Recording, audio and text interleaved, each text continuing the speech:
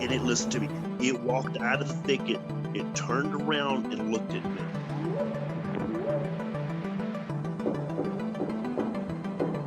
They looked up, and in this tree, there was a monkey man. And the monkey man jumped down out of the tree and started running away.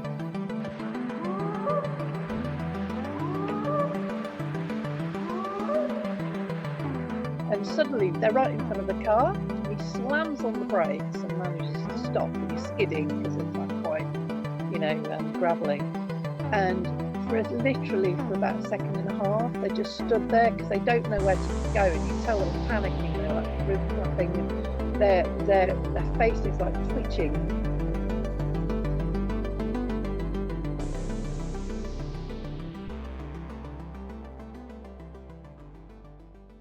Welcome back to Bigfoot Society, a podcast where we focus on cryptids, the strange, and the unexplained of this world. If you've got a story or something weird to share, send an email over to me at bigfootsociety@gmail.com. And if you'd like to support this show, head on over to patreon.com/the Bigfoot Society.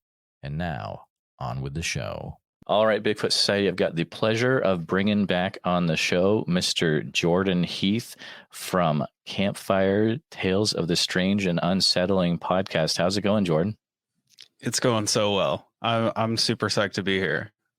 Dude, it's always fun to chat with you, and you guys are so good. If people have not, I'm just gonna talk about Campfire for a few minutes. If you guys have not had the opportunity to listen to Jordan's podcast, Campfire, you need to definitely take that opportunity. It's got meaningful discussion about, you do research into weird legends, lore, cryptids, but also in the episodes you craft this like audio drama, and it's just, of course, my favorite episode is the Van Meter Visitor one, but like they are all super good, super intense, and one of my favorite podcasts right now for ones that cover not just cryptids but like legends, lore, weird stuff.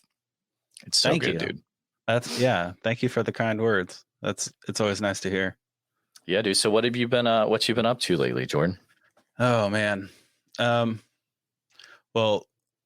since this is airing in November, this is like that's time true. Travel. Yeah. Time travel. Jordan is coming from the middle of October, and it's like the busiest month of my life right now. So, Campfire normally releases 2 episodes a week on the main feed, and 1 episode a week.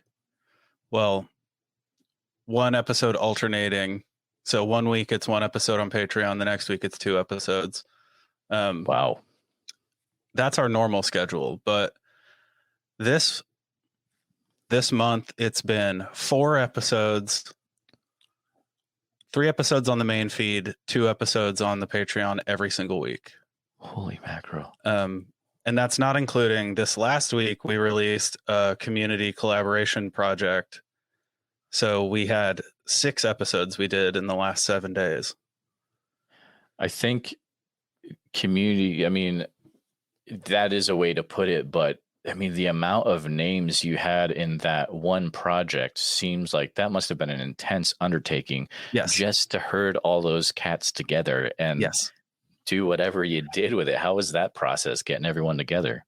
I was incredibly proud. I still am. I'm incredibly proud of that project because we brought people in from literally every part of the like paranormal community. Mm-hmm. We had like people that you don't normally see together, right? We had people like Mothboy Matt on the same podcast as like we're both having dog problems here. Can I just point out how we both have dogs going nuts in the background, which is amazing? Yeah. This is what Bigfoot Society is all about. I love it. Keep going, man. We're good. Okay, so we had people like Mothboy Matt from the Mothboys podcast on the same project as like Lon Strickler and Joshua Cutchin. Wow. And like, it was incredible. We have like Jeremy Vaney on this project. He's, a former UFO abductee who's, Wow. turned to research, and like, man, it just blew me away, the response we got. Cause I sent out about, so Vuk from the Tracing Owls podcast, he had a big hand in it too. He and I sent together probably about 60 emails to people. And I was expecting, we might get like 10 or 15 people that are like, oh yeah, I'll do this. We ended up with 30 submissions. So we ended up with, it's an hour and 47 minutes of people from all over the community just talking about the language they use, why they use it, why certain words mean certain things to them. I'm proud of it, man. That is incredible. And just think if that level of preparedness got put into other projects in the community. And that sounds like it could almost not live as just an audio podcast, but maybe, and I don't want to, put things out there that shouldn't be, but it sounds like it could be another form of media as well, maybe someday. I don't know. Yeah. I would love to. I try to apply that level of dedication to everything I do. Definitely. I can't always get there, but because I have a lot of irons in the fire all the time. But this thing was awesome. I've listened to it twice since we released it. Like, I'm blown away by like just all the people and the way it's laid out, the way like one clip leads to the next one and they kind of work together, and you're like building to this, crescendo. We had the guys from Belief Hole podcast. They were on it, and they submitted, like, I gave them the prompt and they were like, yeah, this is cool. This sounds interesting, which I was floored by that they were into it in the first place, because I'm a huge fan of those guys. And I was expecting, we told them like, submit like a 3 to 5 minute clip is what we were suggesting. They sent me a 13-minute clip that they said they cut down from a half hour. And you're like, give me the whole half hour. I want to hear it. I want to hear the whole thing for myself. But like, I love how it was received by the community. And when we released it, the amount of like sharing and support, and people were like proud of being a part of it. And yeah, that was like a heartwarming moment for me, for sure. Dude, heck yes. And so if that sounds interesting to you at all, which it should, definitely head over. I'll have some links in the show notes of this episode for the Campfire podcast, and you can check all that good stuff out. Remember, it's important to support creators, and you can do it as easily as just downloading the podcast and listening to it. It's crazy how that works. But I appreciate the hard work that you guys go into crafting what you do weekly. And, people need to... let's just say Jordan's a busy dude with many dogs and many other... You've got so many spinning plates going on, and yet you still... are able to make a quality product that the both of you. So hats off. But the main reason that I was able to, or that I asked you to come on today, is I was like, man, I want to do an episode where we really chat about a cryptid in detail. And the other thing I like about Jordan is, he's involved with Paranormality Magazine, and you are usually the one that you're writing the articles monthly about the different cryptids, correct? Yeah. I do. Awesome. Yeah, each month I try to cover ones that you don't hear about very often.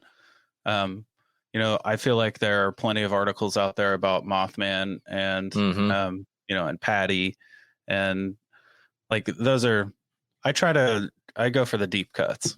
Oh yeah, which I appreciate, definitely. But so I was like, Jordan, what, give me some ideas of ones that you might want to do. And he gave me a few of them, and we decided on talking about The lizard man of Scape or Swamp. Dude, and that's fantastic, because that's one I don't know a lot about myself, but people in my community that are into that cryptid, they bring it up all the time. They're really into it, which is a good sign of like a good regional cryptid that people are into. So let's chat about this guy. What do we have going on with the lizard man, dude? The lizard man is it's one that I find fascinating, because I'm kind of obsessed with this idea of small towns turning these cryptids into mascots, right? And Bishopville, South Carolina has, I believe it's called Lizard Man Days, something like that. It's a festival, a summer festival. Yes. Yeah. And I have never been, obviously, never been down there for that, but so I'm not really sure if it's sort of just Lizard Man in namesake only, and it's just a collection of food trucks and, you know what I mean, and small rides, because there's a lot of those. I get it. Yeah, which is, you got to start somewhere, and then you get the statue in. Yeah. So. I mean, there's a big difference between Mothman Festival and like Turtle Days, right? Like, are there Turtle Days too? Oh yeah, that's really that's for the Beast of Busco. Yeah, in Indiana, they have Turtle Days, dude. And it's basically that whole town is it's all Oscar. It's all that whole town. There are signs everywhere. There are turtle themed restaurants, turtle themed diners and stores. I mean, he's everywhere. Every park has like a turtle on the sign. That's awesome. I love it. But like the festival itself is basically, it's just a normal Midwest summer street fair. Okay. And it's just named after him. So I don't know if Lizard Man Days is more like that. I imagine it is more like that, since you don't really hear a lot about it on like the cryptozoology conference circuit, Good point. Yeah. I imagine there aren't a lot of like, they probably don't call in speakers and all that the way. I mean, I'd love for them to get to that. Every state should have one of those, right? They really should. I mean, if the most important thing so far said in this episode is every state should have a cryptid related festival. Yeah. And you could. Yeah. That's the thing. Absolutely. You could do something, man. Yeah. And there are so many like brilliant people out there that are looking for speaking engagements. You know what I mean? Like, that's true. There are plenty to go around. So there are as many Lyle Blackburns out there as there are, states, for sure. It's a good point. It's a good point. Yeah, because, and especially with today's culture where we have access to so many, it's not just the people that write books anymore. There are, people like immediately comes to mind like Ashers, where it's like Ashers could dominate any speaking engagement at any cryptid festival. Yeah. No questions asked. And I'm like, the day will come when that will happen. And I'll feel so vindicated, because I'm like, I've been saying for the last few years, it needs, ever since, I met Ashers, I'm like, this needs to happen. It needs, and it's gradually starting to happen, I think. So yeah. I mean, that woman is just like a level 20 bard. Like, it doesn't matter what she talks about. Legit. It's entertaining, Like, she could give a 30-minute symposium about toothpaste and it would be fun. Ashers is great. Yeah. Ashers good. So definitely, and I think what goes in hand with that is figure out the weird stuff in your area and become the expert on it. There's no reason, or there's no, like, I should know the most about the weird stuff in Iowa. Like, man, I don't want to dox anyone, but fill in the blank of random person who lives in a random state. They should be the expert of the weirdness in that area, But so because Lyle, there have been a few books written on the lizard man, or is it just Lyle's? I know the famous one is Lyle's, right? I think there are a few. Okay. There are quite a few. It kind of gained prominence again in the early 2000s because most of the sightings come from the 80s, which is another thing I love about this story because that's, you hear a lot. There are a bunch of sightings in the 60s. Yeah, of course. Right. Mm-hmm. Or you go way back to like the early 1900s. It seems like cryptids are one or the other. They're in like the 50s, 60s, 70s, or they're in the early 1900s. But I love that this one, most of the sightings happened, in the 1980s. So let's go through. So what kind of sightings, like what kind of adventures did the lizard man have in the 80s? Okay. So first off, this thing it was pretty uniformly described by all the people who sighted it. It was about 7 feet tall. Red eyes, classic. Some glowing, some not.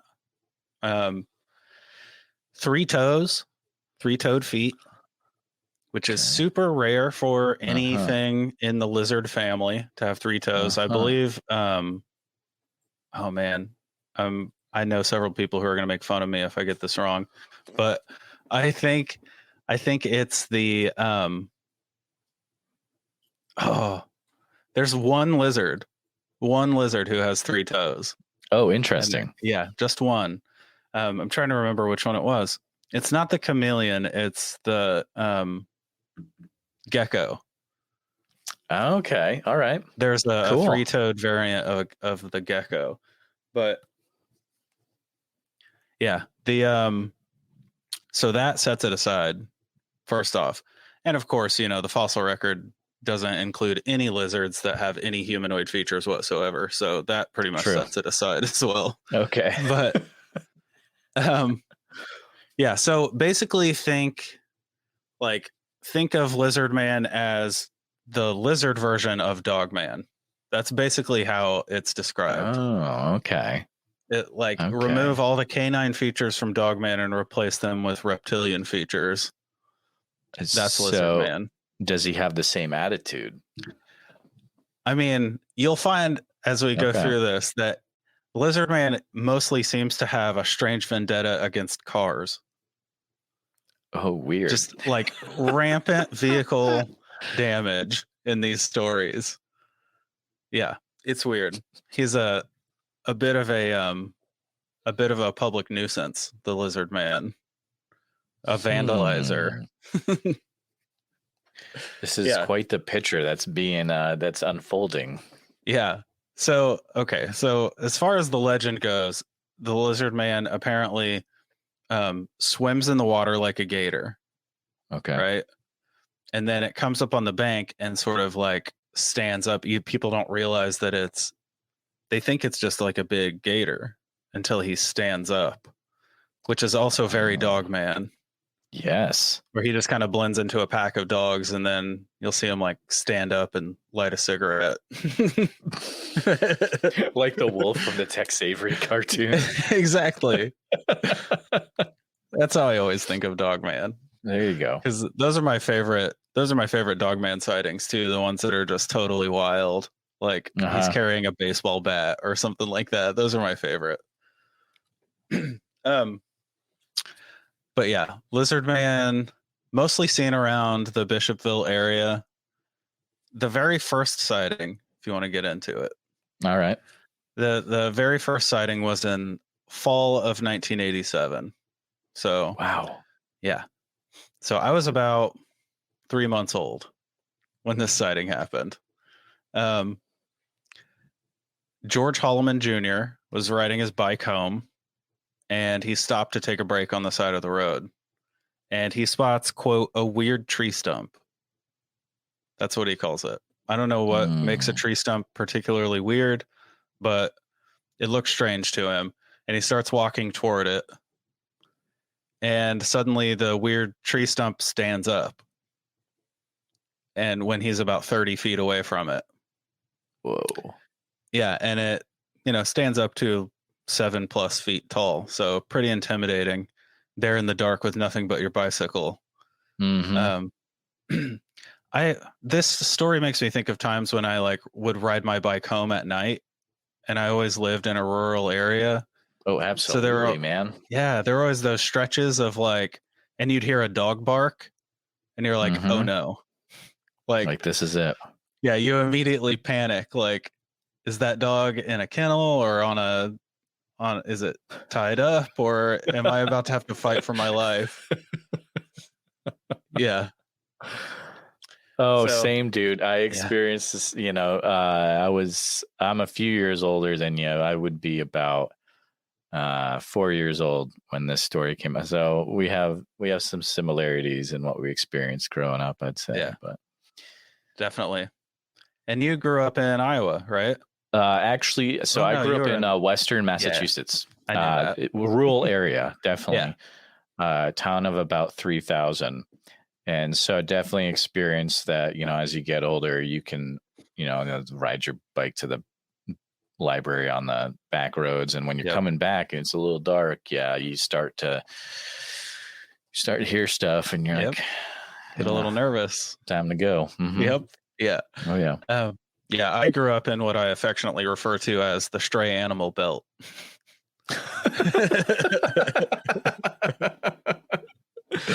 They're That is funny. everywhere. So, yeah. In these, oh, go ahead. Well, okay. So I was just going to go back into the sighting. Yes, definitely. So he starts walking toward the stump. It stands up. It's like 7+ feet tall, and he freezes, obviously. And then a car comes down the highway, and in the headlights from the approaching car, he gets a good look at it. Yes. And that's when he identifies these crazy features, this like lizard like head and face, these like the scale that he sees around its face, and a tail, which he says is what freaked him out the most. That like, because at first, you could be like, oh, that's just a weird looking guy, right? Mhm. But it turns to take off back into the tree line, and he sees this massive tail. Wow. Yeah. And I can't help but picture like Lizard from Spider-Man. That's I'm thinking of like old school Batman animated Killer series Croc / like terrible Ninja Turtles villain. Oh yeah, we're getting there. You're clicking, yeah. That's wild, dude. Yeah, this is a thing that would definitely hang out with Bebop and Rocksteady. Dude, Bebop and and Ninja Turtles, Rocksteady right? Yeah, the top. They were the tops. Team Lizard Man is so like enraged right now. I know. What's going on? So, and I can't wait to you're saying that the stuff is coming where it starts messing with cars. Oh yeah. It's coming. Right. And I'm in. Just wait until we get to. Oh, there's a woman who releases a photo later on, and we'll get there. All right. Okay, so the next side. So the story kind of gets spread around. This kid is a senior in high school when he sees it, and the story kind of gets spread around. It starts to become something of like a local legend, right? Pretty quickly among the youth. And the following summer, June of 1988, a younger kid who's a sophomore in high school at the time, I think he was a junior in high school because he was driving. But he's definitely younger than George, the initial person. Christopher Davis. He's driving home from work late at night, and he has a flat tire. So he pulls off to the side of the road right next to Scape or Swamp.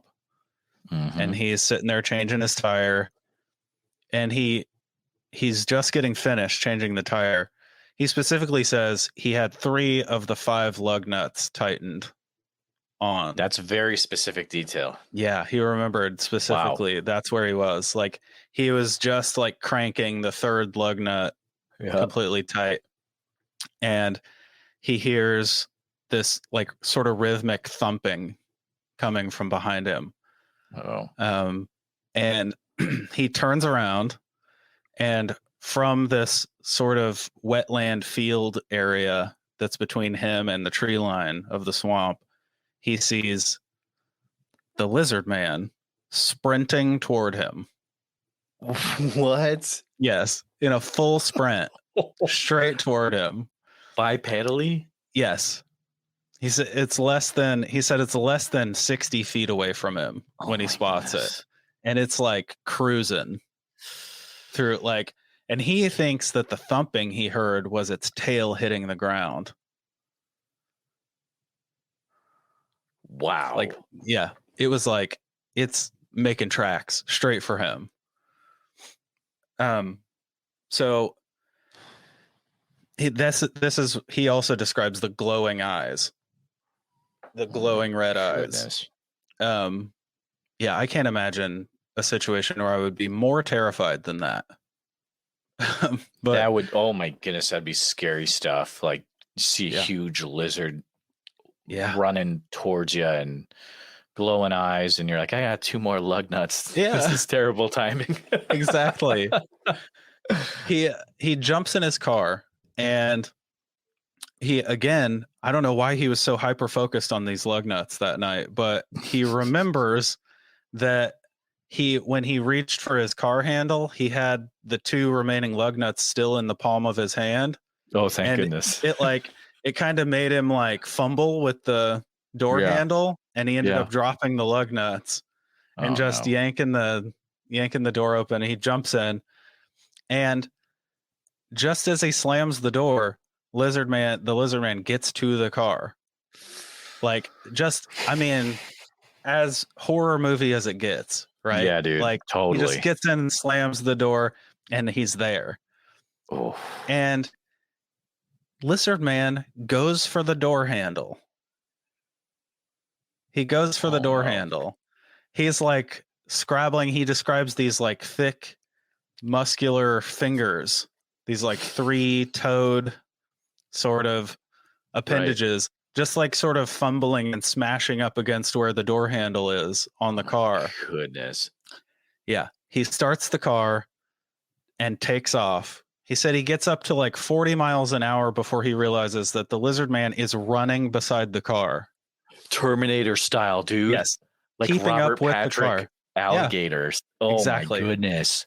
Yeah. So this is where we find Lizard Man's top speed, I think. He's running 40 miles an hour beside this car. Then he dives over onto the roof of the car. Lizard Man is on the roof of this kid's car. He starts swerving left and right to try to shake the lizard man off of his car. Seriously, this is amazing. And he like takes out a knife and he's like stabbing the roof. The top of the, and he's like dragging himself across the car. Okay, so this is so good. He does describe seeing the clawed hand again reach down like into the windshield area while he's on top, right? Okay. But he finally shakes the thing off of his car. He says it like he hears it slide, like scratch across the roof of the car as it goes. It goes off the side of the car into the ditch, and he just keeps going. Smartest move all night. Yeah, it's a smart move. Yeah, it is. If it was actually a horror movie, he would stop and go make sure it was dead, and then that's when he gets murdered in a ditch. Oh my goodness. But yeah, he goes home. He actually tells his dad about it immediately. He goes in, tells his dad about it, and there's really no report about whether his dad thought his kid had lost his mind. Okay. Or if, and the dad kind of puts a lid on it. He's like, just keep this to yourself. Just don't. Yeah. Yeah. And then over the next couple months, the dad has a friend who works in the police, in the Bishopville police. And over the Oh, next this is so month or good. so, Yeah. over the next month or so, these reports start coming in of cars being torn up. People come out, they're coming out and they're finding their cars like sort of vandalized in these weird ways, like bumpers look like they've been chewed on, Oh, weird. and like antennas snapped off and fenders ripped. There's like tear marks, and like the classic Twilight Zone episode where after the plane lands they find the panel and Yep, it looks yep, like yep, it's yep. been like torn apart by an animal. Yeah. They're finding things like this on Oh cars, man. like hoods that have been kind of like sections have been shredded and like wiring's been just ripped at inside the motor. Oh, that's intense, All right. dude. Yeah, so these reports start coming in, and the dad of Christopher, who had the action movie sequence with Lizard Man, the dad comes for, he encourages his son to come forward at that point because of all these other reports that he's hearing about. Wow. Yeah, and that's when he makes like his statement. It's just a couple months after it happened. One of those situations that inspired him to just let it go or let his son talk about it was a couple named Tom and Mary Way. And everything I said before, that's how they find their car. But they also find clumps of red hair. Oh, weird. Sort of like in the damage. It's like sort of matted into the damage of the car, right? And the police send it to a lab to be tested. And they find that it's canine. It's dog hair. And they're sort of confused about that, but then they find that same day that in the field, the neighboring field to Tom and Mary's property, they found a cow and a coyote dead from an animal attack. Oh, wow. Yeah, that same day. So, supporters of the Lizard Man being the culprit here would tell you that it went and killed this cow and this coyote, and it just sort of had some coyote fur that got transplanted to, then they hit the car afterward and left some fur behind. But that seems like a stretch to me. Yeah, I don't know. Yeah. Dude, that's wild. Yeah, it's weird. It's weird. The next month in August, the sheriff of Bishopville, his name's Truesdale, he sort of gets the word out because he's like, okay, some weird stuff is going on. So we need to like sort of test see where the community's at on this. So he gets the word out, and he finds that people all over Bishopville have been having like weird bouts of vandalism to their vehicles in varying degrees. Right? Like a lot, dozens and dozens of citizens from Bishopville have had their cars messed with. That's wild. Like, yeah, ranging from these like huge destruction, like your car's totaled, to just weird little things like the antenna's snapped off, or the door is ajar the next day. Weird stuff like that. It sounds like the Lizard Man was out for revenge. You think so? Yeah, he got mad because a car escaped him, and he's like, I'm going to track down if I have to take out every car in order to get back to this kid, I'm going to do it. Right? Like, the kid threw me off his car. Yeah. It's, okay, so after all that, the police take the position that this is a bear.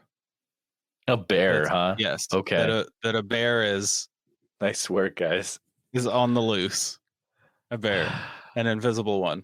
And then they hold that position for weeks until they find a footprint, and they cast the footprint Okay. There's a cast of this footprint. It's 3 toes with claws at the end of each toe. It's 14 inches long. Man. Yeah. That's big. That's a big footprint. Yes, it is. Hmm. They have local biologists from the university examine it, and they categorize it as unidentifiable. But the guy who was in charge of, the biologist that he had his team look at it, he goes and talks to the paper and tells them that, like, he gets a little more detailed than I think he would in official writing. You know what I mean? Okay. He talks about, like, he's confident that this isn't a classified animal that's experienced mutation. He's confident that no animal that they're aware of could have made this footprint.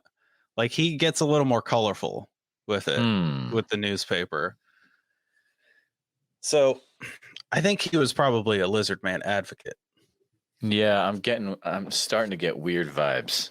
Yeah. He's a weird, I got weird feelings from him too when I was doing the research. Like, I don't know if maybe he was just enjoying a little spotlight, and wanted to play it up.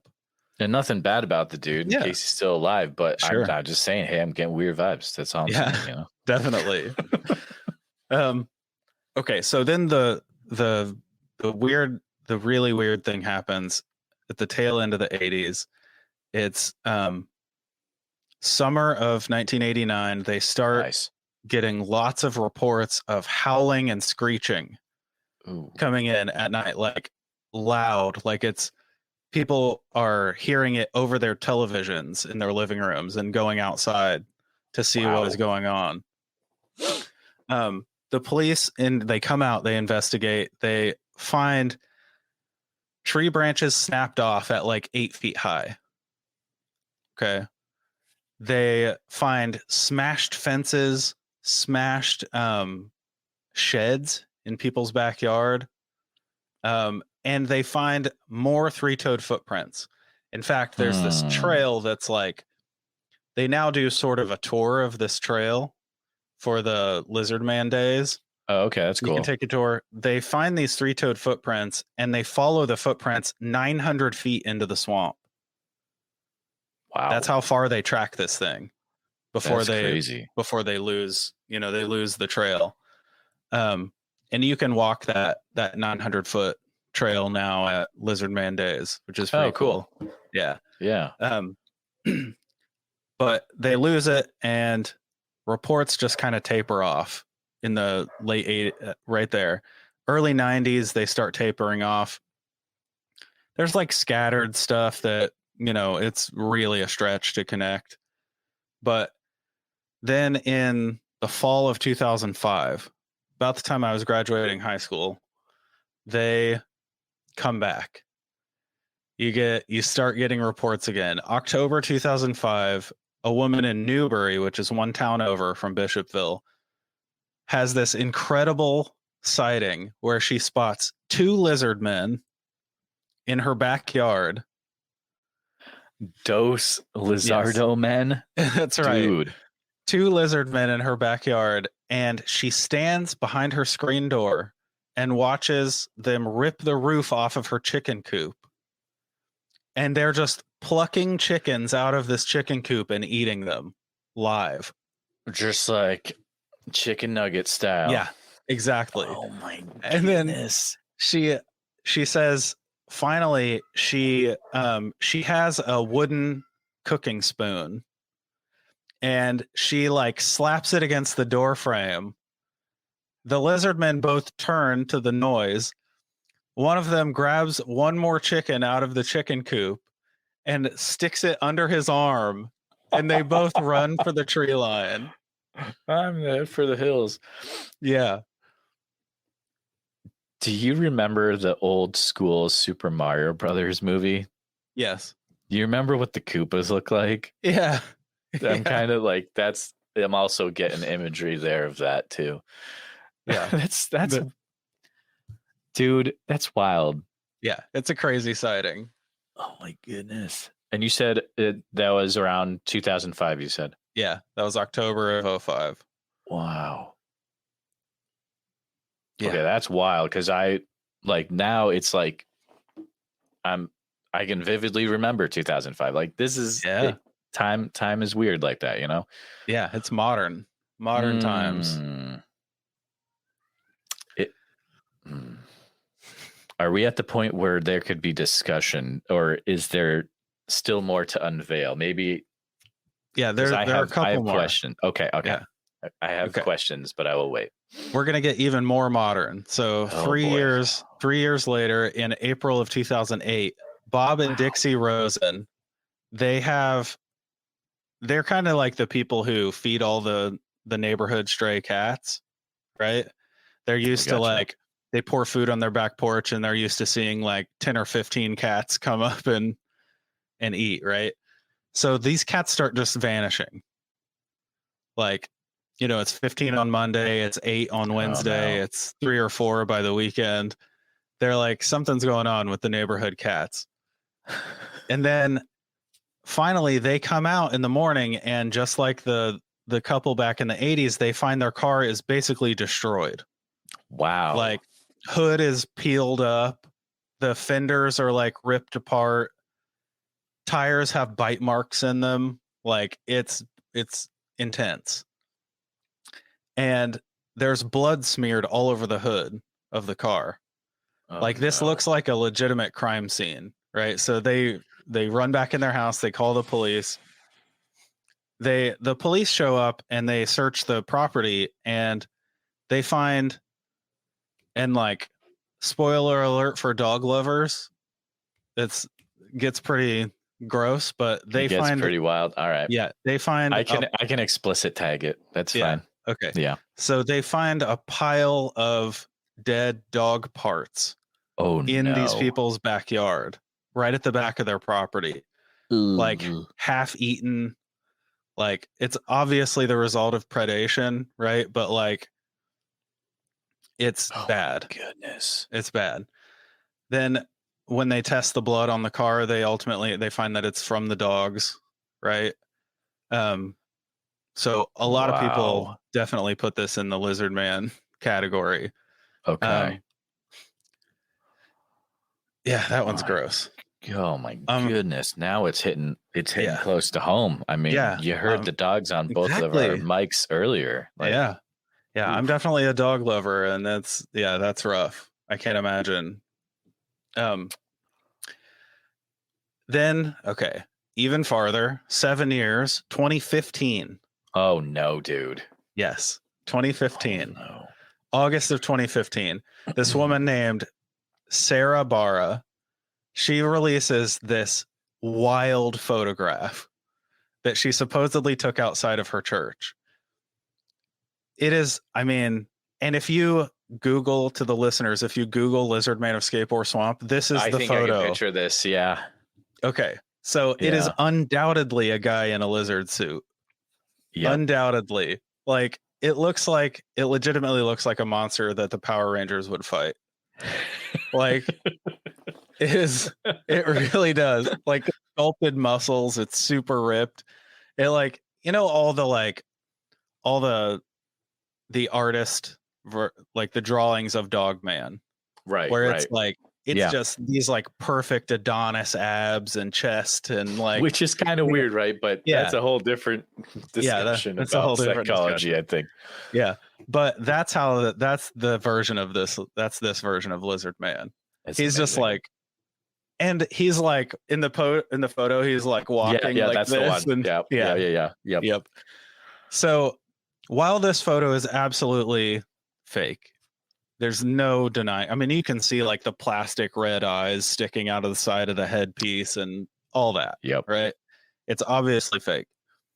I think what's important about this is that it inspires actual people to come forward, because it hits the news and it sort of spreads, you know, it like brings the story back to life, kind of. Wow. One of those people is a guy who eventually sent a video clip that he had taken a couple years prior into the news channel. And the video is, I mean, it's right there with like sort of the standard Bigfoot video you'll get, right? Okay. Where it's very blurry. It's like in the distance. You can't really, but there is a moment where whatever it is turns and you can see like the protrusion that might be a tail, right? Oh, wow. And see, I've always like come out in favor of, I like hoaxes. I think they do good things. They do bad things also, but I think people overlook the benefits of it, which is that I think it inspires people to, I mean, personally, my views on the phenomenon in general is that it inspires actual experiences to occur when you put people in the mind frame. But I get what you're saying. Okay. Yeah, that's really interesting. That's an interesting viewpoint. Sure. Yeah. But regardless, there's that's pretty much it. There's wow. There are a few more people come forward in the like mid teens with pretty standard experiences. It's a lot of people seem to, it's either the car vandalism, the dead pets, or it's they'll spot this thing, and then once the thing realizes that it's been spotted, it takes off. Like it doesn't seem to be interested in contact with people. Wow. And so there's never been anything found where it's like, oh, old man Jeffers came out and he had a set of 3-toed tracks he was using all along. Nothing like that. No, it's not like not like Delaware's Selbyville swamp monster. Or like the penguin tracks down in, type thing. Yep. Wow, that's surprising, man. Man, yeah. 2015. That is crazy. Do you think so what do you think? Do you think it's a real thing? You think it's a hoax that's stretched from 87 to 15? I mean, okay. I don't think that a humanoid lizard has somehow managed to evolve alongside humanity without being noticed. Right. I don't think that's what's going on here. I think, honestly, what I think is that there are people who live in the swamps that do not want to be messed with. Sure. Yeah. They don't want anyone near their homes. They don't want people fishing their fishing spots. They don't, you know what I mean? And my best guess is that playing the lizard man in a homemade ghillie suit worked for the folks back in the 80s, and then their kids remembered that it worked in the early 2000s and they ran it again. That's cool. Yeah, that's wild. You could have multiple generations doing this prank on the town, really. Yeah. Like it could be like O'Doyle rules with exactly. Yes. Exactly. Oh, that dude, it's such a cool story. It feels like it would make a really good movie. There's been no like movies based on this or anything, right? No. I can't think of any. Not that I've seen. There have been a couple documentaries. Okay. But pretty like low budget takes on it where they're just kind of talking to people and you check that out. This also reminds me a lot of the Honey Island swamp monster. Sure. Which gets put more in the Bigfoot category, more in the Sasquatch category, but it also had 3 toes, a 3-toed footprint. Exactly. Yep. And it, lived in the swamp. Maybe they just weren't spotting, because a lot of people, when they talked about the Honey Island swamp monster, it had sort of simian features and reptile features. It was sort of a weird blend of the two. It had like patches of moss covered fur and all that. So maybe that's where the hair is coming from. I don't know. I don't know, man. You know, I was up until the point when you said where someone saw the actual lizard-like features, I was convinced that it was going to end up to be more of a Bigfoot type creature. But then it's like the nail in the coffin is like in the headlights, the person saw the lizard-like features, and it's like, dude. Yeah. The scales, the tail. Yeah. The tail is what freaks me out. Uh-huh. That's Is this area near any like military installations or anything like that? Not to get weird, but it's South Carolina. So okay. I mean, the eastern seaboard is filled with Navy bases, and that's true. I'm not sure which one is closest to them, but because when we covered this on Campfire a long time ago, I think this was like episode 6 or 7. Yeah, like really early on. We talked about the idea that this might be the result of some weird experimentation. Totally, you know what I mean? Yeah. Oh, I don't know which one is a worse scenario. Yeah. I don't know, dude. This has been. Oh man, you opened my eyes, and I've always kind of put this one down a few levels, but after this whole story, I'm gonna put it up a few more levels. It's very interesting. I'm definitely gonna see about watching some stuff. Maybe I'll pick up a copy of Lyle's book. This is pretty cool though. But so Alan in the Patreon, this one, he's always bringing up the lizard man. This one's for you, buddy. Yeah. But dude, I hope I didn't upset you, Alan. He'll let us know. He will let us know. He's always bringing up the lizard man and the Brown Mountain Lights, that's a good topic too. But it is, dude. Thank you so much for coming on and for chatting about the lizard man. This has been a lot of fun. I love it when people that know what they're talking about can present about a cryptid or a legend. It's very cool. But do you mind taking a few more minutes to just remind people about how they can keep up to date with Campfire and what you got going on and all that good stuff? Yeah, absolutely. First off, thanks for having me, man. This was a blast.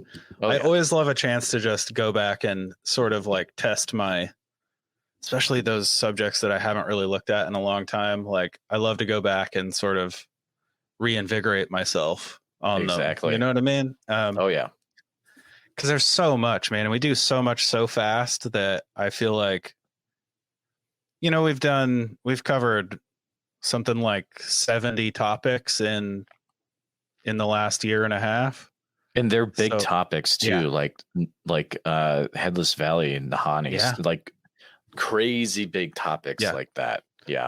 I mean, and I can honestly say there isn't a single topic that we've covered that I'm not confident I could write a 300-page book on, if you know what I mean.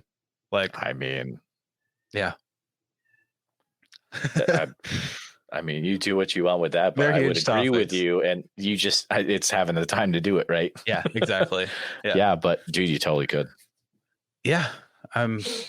So thanks for the opportunity to go back and, because I kind of myself, I forgot how wild that some of that stuff got.